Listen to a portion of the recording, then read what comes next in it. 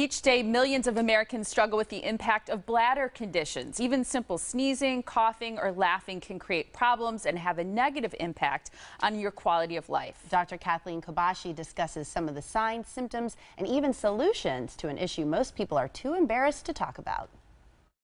Well, it is very important to take an active role in your bladder health.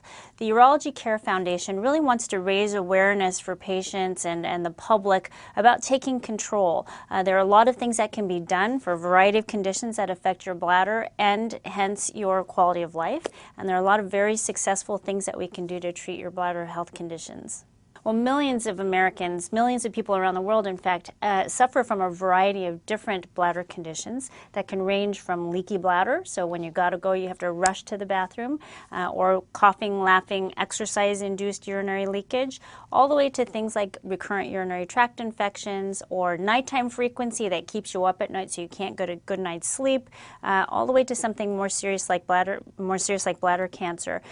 Not only do these things affect your quality of life, but it has been estimated that it costs upwards of $70 billion to the healthcare system every year. Some of the common symptoms include leaky bladder, so when you gotta go, you can't get there in time, or once it starts going, you can't stop the bladder from going, or leakage with activity like exercise or coughing or laughing, to burning or pain when the urine passes, or cloudy urine, or urinary frequency where you're awakened at night to go to the bathroom, and then things like blood in the urine. So I would like to emphasize that if you have a drop of blood in the urine, even if it goes away, it's very important for you to talk to your healthcare provider about that because it could represent something more serious, such as bladder cancer. So if you're talking about something like urinary leakage, it can be as simple as just behavioral changes, lifestyle changes, avoiding things that irritate the bladder, so dietary changes, pelvic floor exercises.